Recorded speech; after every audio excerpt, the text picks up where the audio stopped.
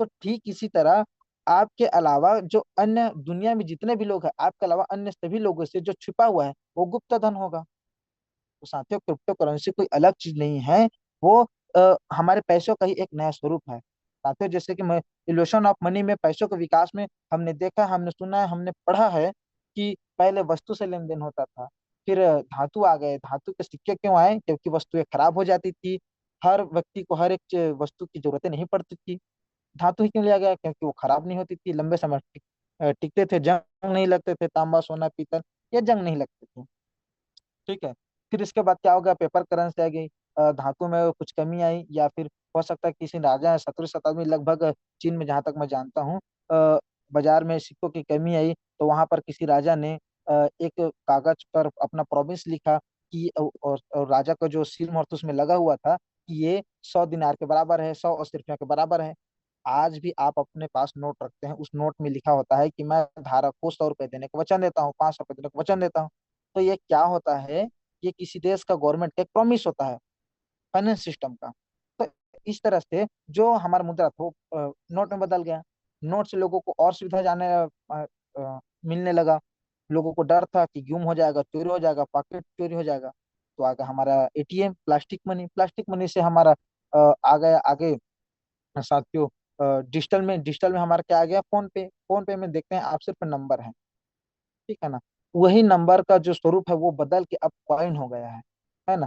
और इसमें तेजी क्यों आ रही है? क्रिप्टो पेमेंट्स में, क्रिप्टो की दुनिया में इन्वेस्टमेंट में तेजी क्यों आ रही है? तो साथियों, मैं बताना चाहूंगा कि कुछ कुछ कमी के कारण, जैसे एटीएम में लिमिटेड ट्रांजेक्शन था और लोगों को जाना ही पड़ता था, ये दिक्कतें थी, मतलब जाने का ही, ट्रेवलिंग का समस्या था।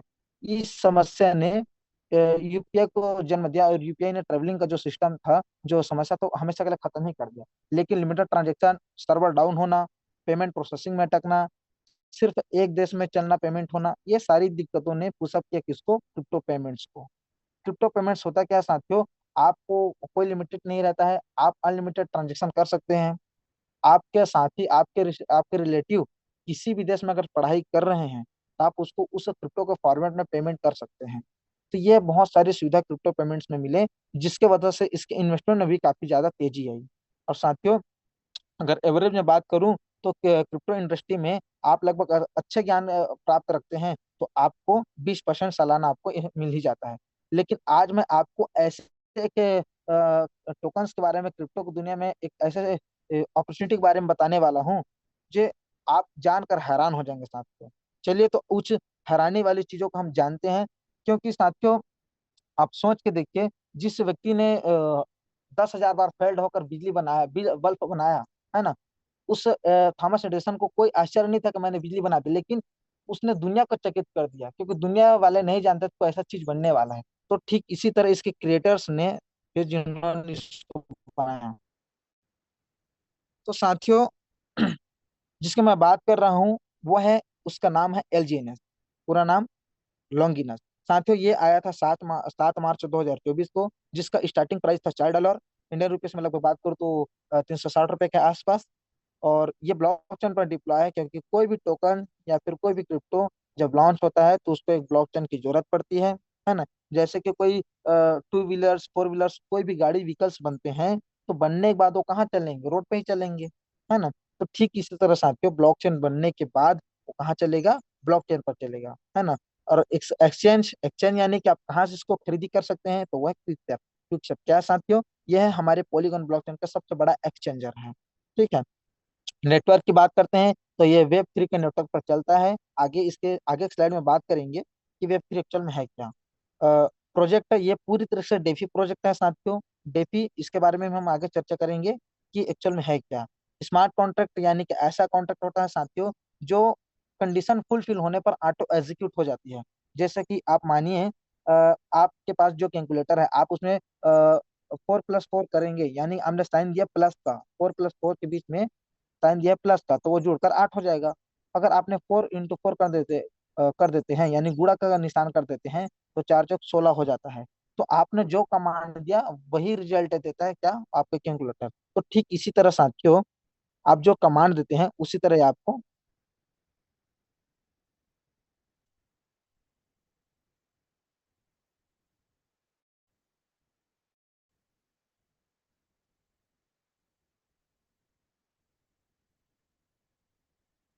इसी तरह से आपको ये देता है। एग्जीक्यूट की बात करूं साथियों, तो ऑलमोस्ट 40 से कॉन्ट्रैक्ट एग्जीक्यूट हो चुके हैं कंडीशन के हिसाब से। ठीक है, चलिए बात करते हैं ना जिन्होंने इसके हमको दिया बनाकर क्रिएटर्स के बारे में। तो साथियों, जो क्रिएटर्स जो इन्होंने इसका निर्माण किया, जिन्होंने इसको बनाया, वो creators USA, Russia, China, Singapore, Malaysia, इन देशों से बिलोंग करते हैं। और ऐसा नहीं है कि जो बना दिए वो इनके मालिक हैं। साथियों आपको बता दूं मैं कि जो टोकन्स होते हैं, जो क्रिप्टो होते हैं, उनके मालिक कभी नहीं होते, उनके ऑनर कभी नहीं होते हैं। जो रियल डेफी प्रोजेक्ट होते हैं, उनके सिर्फ क्रिएटर्स होते हैं, जिसके निर्माता होते हैं। ठीक है, जैसे कि गॉड ने आपको बना दिया है ना, वो नहीं बोल रहा है मैं आपका मालिक होकर, तो वैसी तरह सिर्फ वो एक निर्माता है। ठीक है साथियों, चलिए आगे बात करते हैं। साथियों, हमने बताया कि यह डेफी सिस्टम है, तो डेफी सिस्टम है क्या? तो इससे पहले हम जानते हैं सेफी वर्सेस डेफी के बारे में। सेफी यानी कि सेंट्रलाइज फाइनेंस, आपका पैसा, आपका जो धन है, संपत्ति है, वो मान लेते हैं किसी पर्टिकुलर इंसान के पास या फिर बैंक के पास रहता है ना। वो आपके पैसों को अपने हिसाब से, अपने अकॉर्डिंग उसको यूज करता है, चाहे वो किसी को ब्याज में दे, लोन में दे, चाहे कहीं शेयर्स में लगाए, वो अपने हिसाब से यूज करेगा। ठीक है, वही डिसेंट्रलाइज फाइनेंस सिस्टम में होता है क्या है, आपके पैसे ब्लॉकचेन स्मार्ट कॉन्ट्रैक्ट प्रोटोकॉल में रहती हैं, और आप अपने फंड को अपने हिसाब से उसको यूज करते हैं, किसको ब्याज पे देना है, किसको नहीं देना है, सारा चीज, सारा कंट्रोल आपके हाथ में रहता है। साथियों आप इसको इस तरह से समझिए, आपके अकाउंट में अगर मान लेते 10 लाख रुपए है, और आप ब्रांच में जाते हैं और तुरंत मेरे को 10 लाख निकालना पड़ता है, तो अधिकतर हमको केस क्या मिलता है कि बैंक में इतना केस नहीं, आप कल आइए, आज आपका सिर्फ 2 लाख रुपए निकाल पाएगा। ये हमको सामना करना पड़ता है दिक्कतें। ठीक है, तो सोचिए, आपने जो कमाया पैसा, आपका जमा पूंजी है, आपने इस उद्देश्य से रखा है कि मेरा पैसा वहां सुरक्षित है, और मैं उसको जब चाहे तब निकाल सकता हूँ। इन्हीं उद्देश्यों से हम रखते हैं। लेकिन साथियों आपको बता दूं कि आपके पैसों का आप अपने हिसाब से यूज भी नहीं कर पा रहे हैं, और दूसरी बात यह है कि आपका पैसा वहां पर फुल्ली सुरक्षित नहीं है। साथियों, आपको जानकर बड़ी हैरानी होगी कि जब भी कोई कंट्री में वार की स्थिति यानी युद्ध की स्थिति होती है, इमरजेंसी यानी कि आपातकाल लगता है, या फिर अगर बैंक दिवालिया होता है, तो इन तीन लगभग परिस्थितियों में कुछ ऐसे और सिमुलेटिव परिस्थितियां हैं जिसमें बैंक क्या होती है, खासकर दिवालिया जब हो घोषित हो जाती है, उन स्थिति में होता क्या है, बैंक आपके सिर्फ 5 लाख का जवाबदारी लेता है, यानी कि उसके एक्स्ट्रा आपने जितना भी फंड रखा उसका कोई जवाबदारी नहीं लेता है। ठीक है, इसका हुआ था सन 2008 में, जब वर्ल्ड फाइनेंस क्राइसिस आया था। ठीक है साथियों, तो इस तरीके से हमको पता चला कि हमारा पैसा बैंक में सुरक्षित नहीं है। इसी कमी ने हमारे डेफी को जन्म दिया, डिसेंट्रलाइज फाइनेंस सिस्टम को जन्म दिया है। ठीक है, चलिए आगे के स्लाइड में और इसको डिटेल से समझते हैं। साथियों, मैं आपसे बात किया था कि ये वेब 3 प्रोजेक्ट है, तो वेब 3 नेटवर्क पर चल रहा है, एक्चुअल में है क्या ये? तो साथियों, ये इंटरनेट का ही एक नया दौर है। आइए जानते हैं इसके बारे में। साथियों, इसकी शुरुआत हुई थी 1990 के आसपास में, है ना। तो 1990 में, वेट ए मिनट,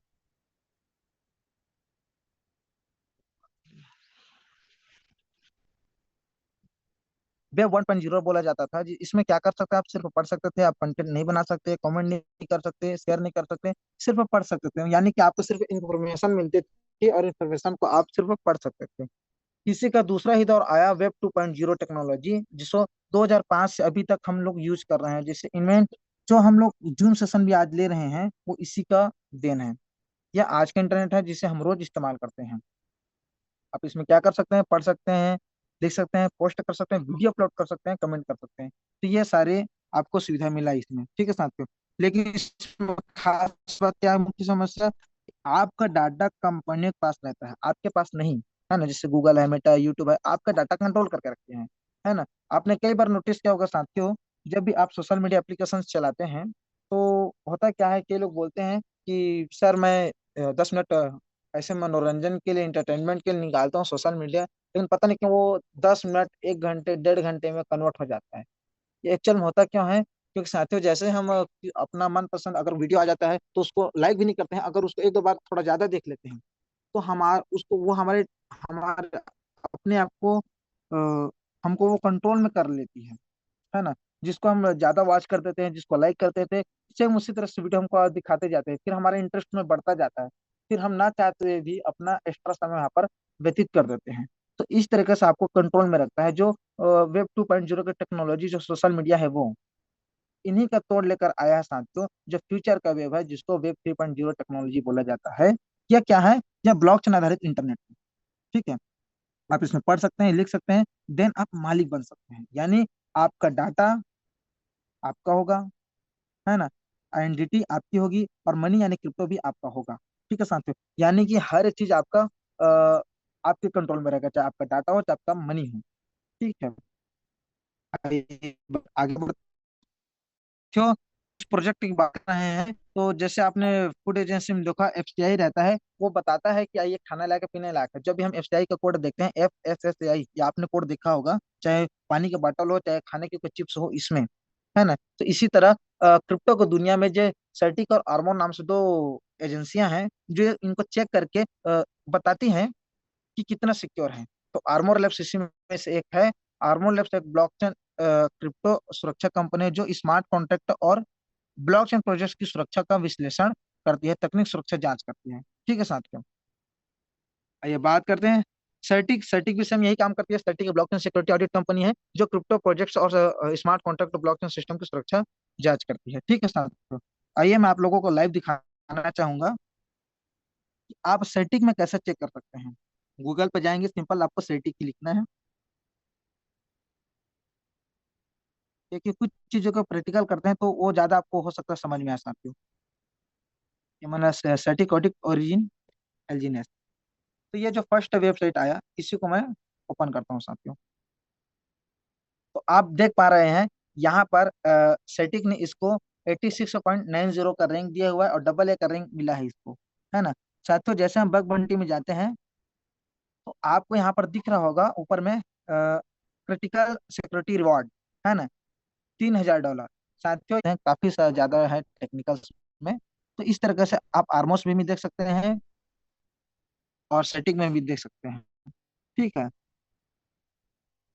तो चलिए, और आपको मैं बता दूं, जैसे कि आप अलग अलग सिस्टम जाएंगे तो उसमें कैटेगरी मिलती हैं। तो आप जैसे दुनिया में, तो आपको 3 कैटेगरी के आपको टोकन्स या फिर कॉइन्स मिलेंगे। ठीक है साथियों, इसमें पहला है मिनेबल टोकन, दूसरा है प्रीमियम टोकन, और तीसरा है मिंट टोकन। तो मिनेबल टोकन यानी कि ऐसे कॉइन्स माइनिंग करके बनाया जाता है। कैसे बनते हैं? कंप्यूटर माइनिंग मशीन नेटवर्क पर काम करती है, गणित की समस्या हल करती है, बदले में नए कॉइन्स मिलते हैं। ठीक है, जैसे आपको उदाहरण में BTC है, लाइट कॉइन है, डॉगजो कॉइन है ना। मान लेते हैं सोने की खदान है, लोग मेहनत करके सोना निकालते हैं, है ना। तो निकालते हैं तो वो मिंटिंग हो गया, और निकला हुआ सोना आपका मिनेबल टोकन हो गया। खास बात इसमें क्या है, धीरे धीरे बनते हैं, पहले से मालिक के पास नहीं होते हैं, ज्यादा डिसेंट्रलाइज माने जाते हैं। रिमाइंड टोकन मतलब कि ऐसे टोकन जो लॉन्च से पहले पूरे बनाकर रख लिए जाते हैं। कैसे बनते हैं साथियों? डेवलपर पहले से ही सारे टोकन्स बनाकर रख लेता है, फिर बाद में मार्केट में बेचता है, डिस्ट्रीब्यूट करता है ना। जैसे जस्ट लाइक आंशिक रूप से आपका BNB, रिपल, सोलाना, ये आंशिक रूप से प्रीमियम टोकन है। ये साथियों थोड़ा सा रिस्की होता है, क्योंकि आप सोचिए,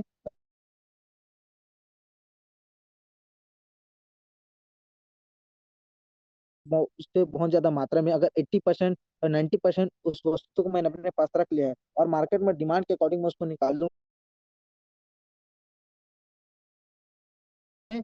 इसका मिशन क्या है? इसका नंबर 1 डेफी प्रोजेक्ट बनना। और ये कैसे?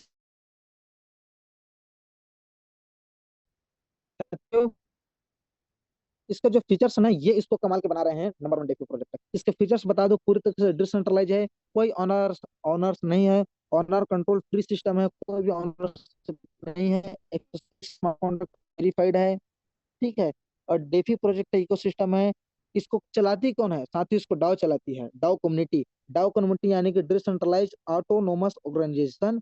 डिसेंट्रलाइज यानी विकेंद्रित, जिसका कोई एक मालिक नहीं होता। ऑटोनोमस यानी कि स्वयं रूप से चलने वाला, और ऑर्गेनाइजेशन यानी कि समूह, यानी कि स्वयं रूप से चलने वाला ऐसा समूह जिसका कोई एक मालिक नहीं है, जिसका ताकत किसी एक व्यक्ति के पास न होकर सभी व्यक्तियों के पास होता है, वो है डिसेंट्रलाइज, और वो है डाउ कम्युनिटी, है ना। डाउ कम्युनिटी, अगर आपने एक सिक्का भी होल्ड करके रखा है साथियों, तो आप इस डाउ कम्युनिटी का हिस्सा है ना। और यहाँ पर जो भी नए फीचर्स आने हो, या फिर जो भी आने हो, जो भी यहाँ पर निर्णय हो, नियम लागू होना हो, तो आपके वोटिंग के थ्रू होता है, क्योंकि ये जो टोकन है वो गवर्नेंस टोकन है, और यहाँ पर वोटिंग के थ्रू सारी डिसीजंस होते हैं। नो केवाईसी रिक्वायरमेंट, किसी भी तरीके से आपका pan card, voter ID card, Gmail ID, phone number, किसी भी प्रकार का आपका डाटा यहाँ पर कोई भी रिक्वायरमेंट नहीं है, नहीं मांगा जाता। साथियों, रिलेटिव सिस्टम की यही पहचान है कि कोई पैकेजिंग सिस्टम नहीं होता है। आपको मार्केट में अगर 1 रुपए, मार्केट में 1 रुपए चार्ज कर सकते हैं, देन कोई भी लिमिटेशन किसी प्रकार का कंडीशन इसमें नहीं है। ठीक है। और ये जानते हैं, लोगों का सवाल रहते हैं, सर क्या इसमें कितने सीटिंग होगा, सर क्या इसमें कितने दिन रखना पड़ेगा, तो साथियों आपको बता दूं, इसमें कोई भी लॉकिंग पीरियड नहीं है। आज आपने कोई अपना पैसा यहाँ पर इन्वेस्ट किया है, हो सकता है 2 घंटे बाद आपको इमरजेंसी आ गई, तो आप पूरा फंड यहाँ पर निकाल सकते हैं। ठीक है। तो कोई अंदर बात नहीं है, है ना। बहुत सारे हमने मनी प्रोजेक्ट देखे हैं, जिसमें होता क्या है, कोई 10,000 रुपया कोई व्यक्ति लगाता है, जिसमें से 2,000 उसके सीनियर को चले जाता है, फिर 2,000 उसके सीनियर को चले जाते हैं, इस तरीके से उस व्यक्ति का ही अंदर बात नहीं, हमारे पैसों का है। इसीलिए साथ, दिन में बात करूँ तो आपको 3 टाइम का, ये 3 टाइम में आपको इनकम देगा, हर 8 घंटे में आपको ये प्रॉफिट जनरेट करके देता है, यानी कि आपको टोकन्स बना के देता है। और ये कैसे दे पाता है, ये हमारे पॉलीगॉन के ब्लॉकचेन पर है साथियों। और पॉलीगॉन का ब्लॉकचेन हर 8 घंटे में एक नया ब्लॉक क्रिएट करता है, जिस वजह से हमारा ओरिजिन एलजीनेस आपको हर 8 घंटे में प्रॉफिट जनरेट करके देता है टोकन के फॉर्मेट में। ठीक है। आप यहाँ पर कोई भी कैपिंग नहीं है, प्रॉफिट आप अनलिमिटेड ले सकते हैं, यानी कि जब तक आप अपना कैपिटल यहाँ पर रखते हैं, तब तक आप यहाँ पर प्रॉफिट बनाते रहते हैं, है ना। You can any time withdrawal, आप कभी भी अपना विड्रॉल अपने प्रॉफिट के साथ ले सकते हैं, कोई भी यहाँ पर रिक्वायरमेंट या फिर कोई भी कंडीशन नहीं है। नो विड्रॉल लिमिट, आप अनलिमिटेड विड्रॉल मिनिमम मैक्सिमम ले सकते हैं। साथ ही यहाँ पर एक ही कंडीशन है कि कोई कंडीशन नहीं है। मैं जब भी मार्केट में जाता हूँ तो लोग सवाल पूछते हैं कि जब मैं निकालता हूँ ना अपने जो कॉपी प्लान प्रेजेंट है उसको, तो देख भैया, मैं आप मतलब पहले ही बोल देता हूँ कि अगर ये जोड़े वाला हो ही, अगर आदमी लगाए वाला हो ही, अगर सामान बेचे वाला हो ही, तो मैं मोहल्ला मत बता। तो मैं उनको बड़ी खुशी के साथ बताता हूँ कि भैया ऐसा कंडीशन रखा है, बड़ी खुशी की बात